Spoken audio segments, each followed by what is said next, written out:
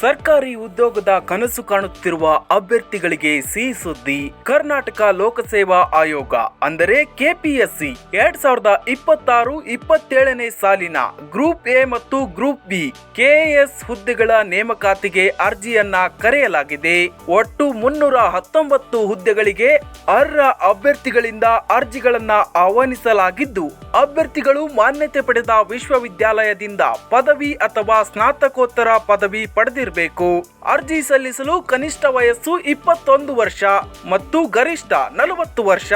ಮೀಸಲಾತಿ ವರ್ಗದ ಅಭ್ಯರ್ಥಿಗಳಿಗೆ ಸರ್ಕಾರದ ನಿಯಮಾನುಸಾರ ವಯೋಮಿತಿ ಸಡಿಲಿಕೆ ಮಾಡಲಾಗಿದೆ.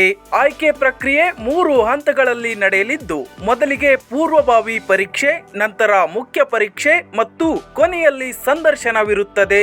ಅರ್ಜಿ ಶುಲ್ಕ ಸಾಮಾನ್ಯ ಅಭ್ಯರ್ಥಿಗಳಿಗೆ 600 ರೂಪಾಯಿಗಳನ್ನ ನಿಗದಿಪಡಿಸಿದ್ದು, 2A, 2B, 3A ಹಾಗೂ 3B ಅಭ್ಯರ್ಥಿಗಳಿಗೆ 300 ರೂಪಾಯಿಗಳನ್ನ ನಿಗದಿಪಡಿಸಿದ್ದು, ಮಾಜಿ ಸೈನಿಕರು ಮತ್ತು ವಿಕಲಚೇತನರಿಗೆ 50 ರೂಪಾಯಿ ಹಾಗೂ ಎಸ್ಸಿ ಮತ್ತು ಎಸ್ಟಿ ಅಭ್ಯರ್ಥಿಗಳಿಗೆ ಯಾವುದೇ ಅರ್ಜಿ ಶುಲ್ಕ ಇರುವುದಿಲ್ಲ. ಆನ್ಲೈನ್ ಅರ್ಜಿ ಪ್ರಕ್ರಿಯೆ ಆಗಸ್ಟ್ 1ರಿಂದ ಆರಂಭವಾಗಿದ್ದು, ಆಗಸ್ಟ್ 31 ಅರ್ಜಿ ಸಲ್ಲಿಸಲು ಕೊನೆ ದಿನವಾಗಿದೆ. ಹೆಚ್ಚಿನ ಮಾಹಿತಿಗಾಗಿ ಹಾಗೂ ಅರ್ಜಿ ಸಲ್ಲಿಸಲು ಕೆಪಿಎಸ್ಸಿ ಅಧಿಕೃತ ವೆಬ್ಸೈಟ್ಗೆ ಭೇಟಿ ನೀಡಿ. ಈ ಅವಕಾಶವನ್ನ ತಪ್ಪಿಸಿಕೊಳ್ಳಬೇಡಿ.